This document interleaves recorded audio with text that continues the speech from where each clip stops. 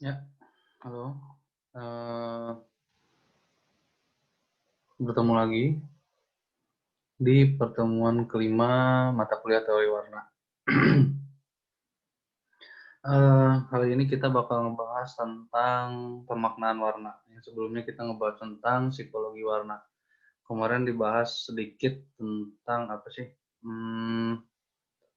Sifat-sifat warna atau simbolis dari warna, misalnya warna hijau menandakan apa, warna merah apa, dan lain sebagainya. Nah, di sini mungkin akan lebih spesifik dari yang sebelumnya. Dimulai saja. Mata dan otak manusia merasakan warna secara fisik, mental, dan emosional. Hasilnya, warna memiliki pemaknaannya sendiri.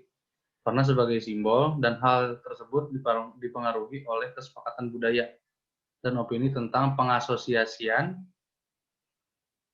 warna bermacam-macam dan kadang bertentangan. Nah, yang saya di sini yang disampaikan bahwa pemaknaan warna sebagai simbol dan hal-hal seperti itu dipengaruhi oleh kesepakatan budaya, konvensi masyarakat, konvensi penduduk di beda tempat, maksudnya di lain-lain tempat tuh lain hal juga tentang pemaknaan warna yang kemarin saya jelaskan di psikologi warna. Tergantung pengalaman, itu lebih ke personal, ke pengalaman. Kalau ini kan lebih ke konvensi ya, maksudnya anggapan kesepakatan masyarakat tentang satu hal.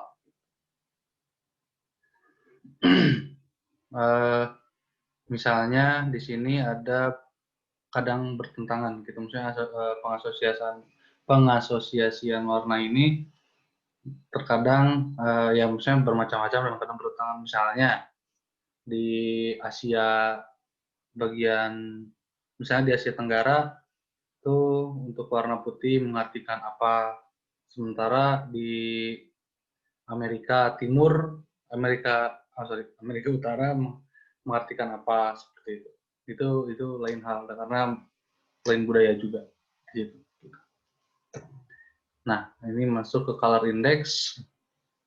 Di sini adalah kita bakal ngebredel dari warna-warna primer, biru, kuning, dan merah. Nah, untuk merah sendiri dikaitkan dengan api, darah, dan seks. Itu anggapan umum ya sebetulnya, maksudnya kayak karena warna-warna dari itu tuh ya merah, api merah. Kalau misalnya melihat satu hal yang sama atau berwarna yang sama itu, oh keinget oh merah, gitu. Oh keinget darah. Untuk yang ketiganya saya akan ngomongin. Kemudian anggapan positifnya, pemaknaan positifnya dari warna merah adalah passion atau gairah, cinta, darah, energi, antusias, rangsangan atau kegembiraan, panas, dan kekuatan. Itu anggapan secara positif.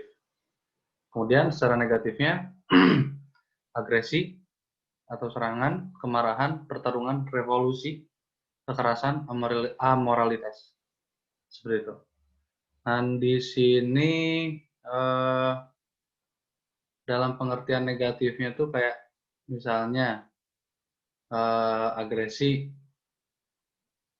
kita nggak sebetulnya ini hal-hal negatif ini tuh hanya anggapan umum ya. Ketika kita misalnya melihat lagi ke belakangnya itu maksudnya bisa jadi juga tidak negatif gitu. Karena ini anggapan umumnya seperti ini, jadi kita amini saja dulu seperti ini. Gitu. Nah, untuk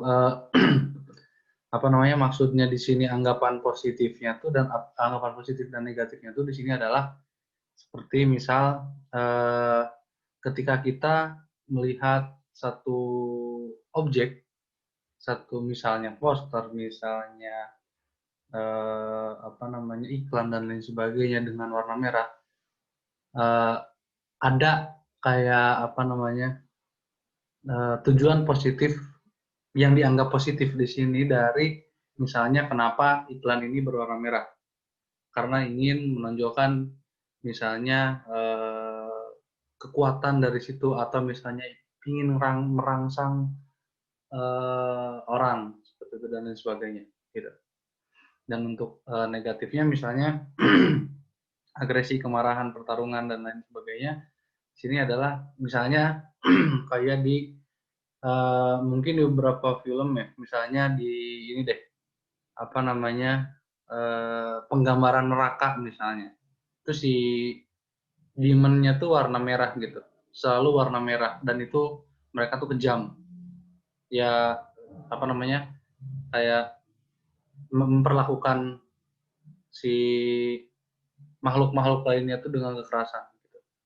Nah, kemudian revolusi ya, revolusi ya di apa namanya, kenapa identik dengan merah juga sebetulnya mungkin karena di situ ada pertumpahan darah dan lain sebagainya, begitupun agresi atau serangan gitu mungkin lebih ke arah situ.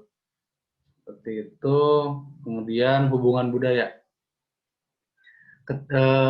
Ketika kita melihat merah di negara Pantai Gading di Afrika, merah kehitaman menandakan kematian, gitu.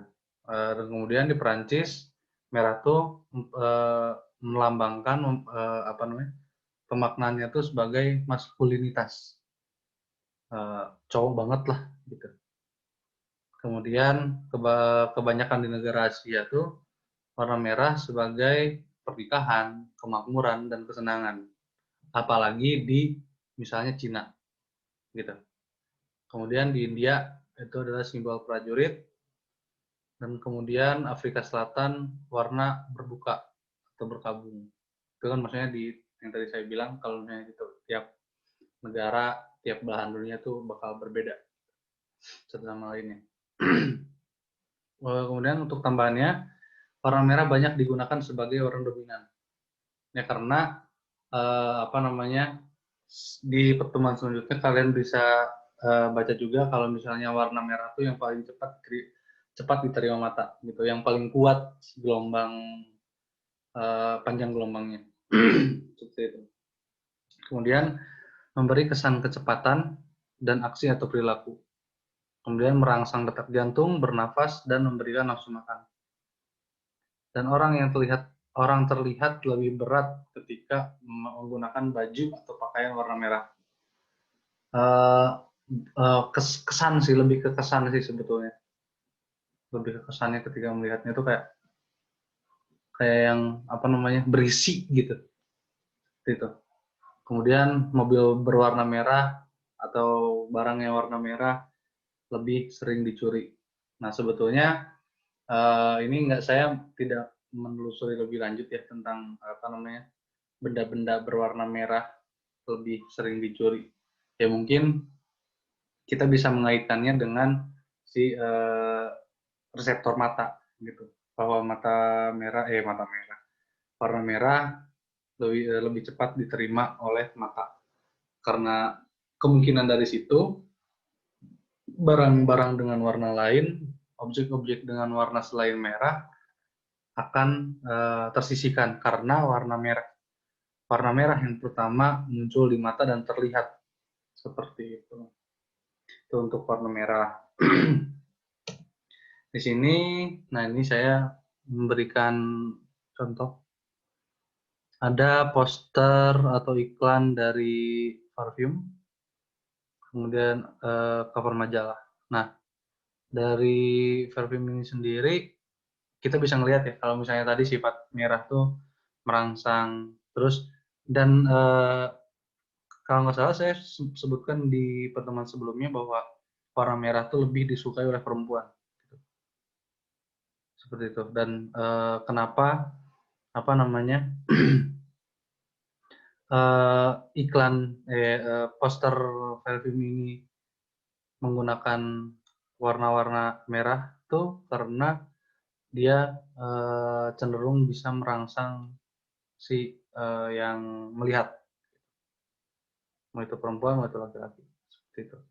Nah di sini kita bakal lihat, kita ngelihat kayak gimana sih maksudnya kesan yang kita dapetin dari ketika misalnya melihat si iklan ini misalnya, oh ada perempuan, terus warna pakaiannya pink, terus dia memegang bunga mawar mungkin itu yang berwarna merah, kemudian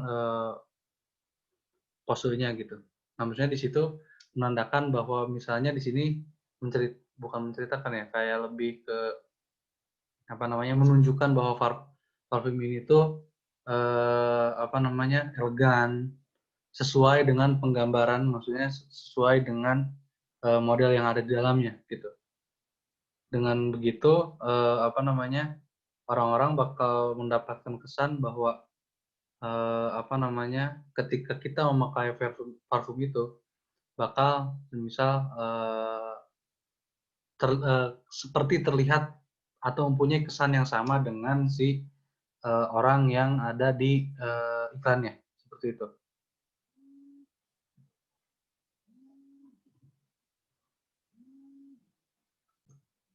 Nah, seperti itu. Dan kemudian untuk cover majalah, apa yang kita lihat dari situ? Misalnya perempuan, terus yang jadi poin utamanya adalah bibirnya, misalnya, terus kemudian background-nya dan posenya juga. Di sini memunculkan bahwa apa namanya, kenapa si apa namanya desainernya memberi warna merah sebetulnya karena pertama yang kita amati dari majalah, cover majalah ini adalah ingin menonjolkan subjek perempuannya, eh, perempuan si Taylor Swift ini. Gitu. Kemudian keduanya adalah dia mempertimbangkan warna ini karena apa namanya, si warna ini itu tadi yang apa namanya, warna merah cepat diterima mata dan lain sebagainya. Dan kemudian menandakan gairah di sini, menonjolkan objek di depannya dan kemudian si warna ini memberikan gairah pada mata si penontonnya, seperti itu. Nah, ketika kita rangkum ini semua, dua, dua, dua studi kasus ini semua, kita bakal nemuin dari kesimpulan dari tadi, maksudnya sifat-sifat positif atau pemaknaan positif dari si warna merah adalah gairah, rangsangan, dan energi. Seperti itu. Itu yang untuk warna merah. Kemudian untuk warna kuning. Sekarang warna kuning itu dikaitkan dengan sinar matahari. Kemudian sifat pemaknaan positifnya intelektual, kebijaksanaan, optimis, mewah, kegembiraan, dan idealisme. Untuk pemaknaan negatifnya, kecemburuan, pengecut, penipuan atau menipu, dan peringatan. Ini saya menjelaskan dulu kenapa warna kuning sebagai peringatan.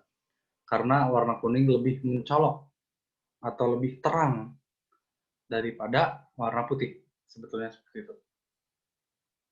Gitu.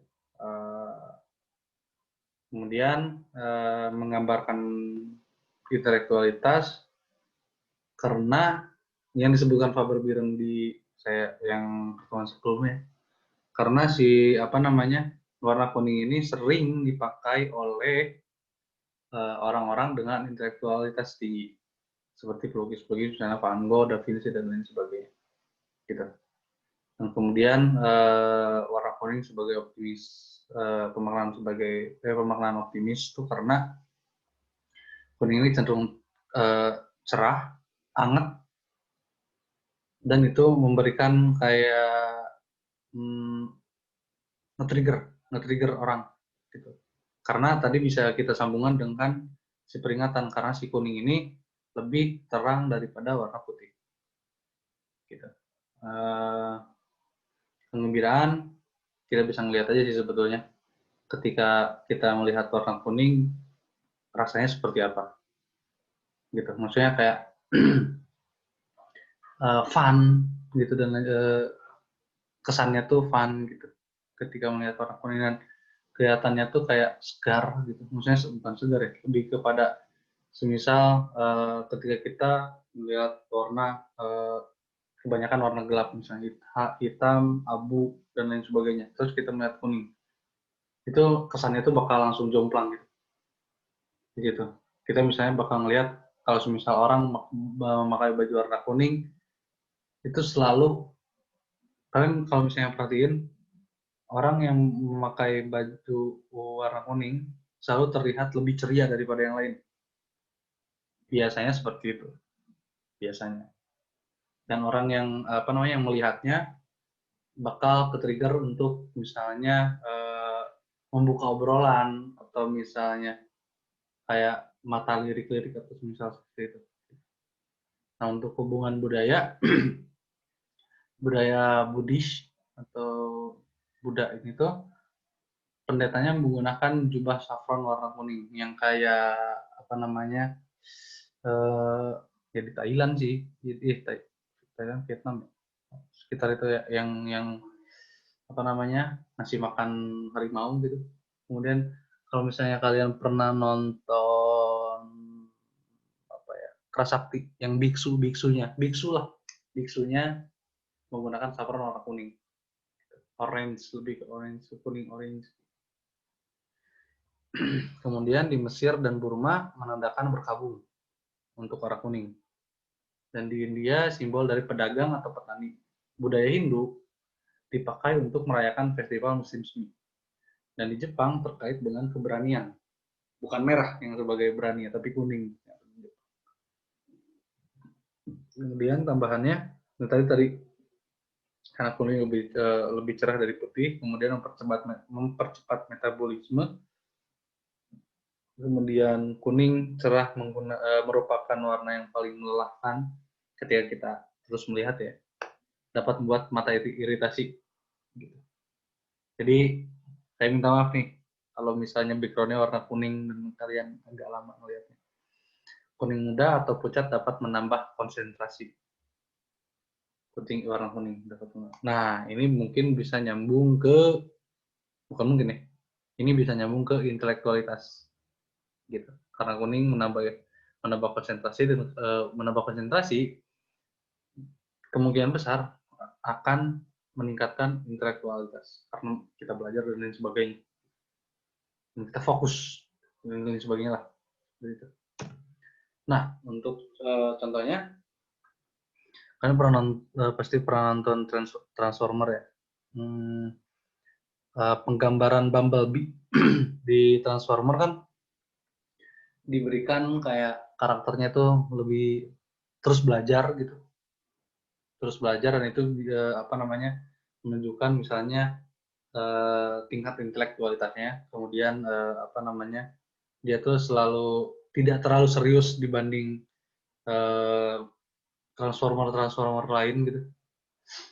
Dia tuh mempunyai sifat anak-anak, dan kemudian bentuk menyesuaikan sifat karakter, bentuk dari si Bumblebee ini tuh tidak terlalu mencos-mencos gitu kayak misalnya Optimus Prime gitu dan atau lain sebagainya gitu, yang mereka memang buat tempur gitu.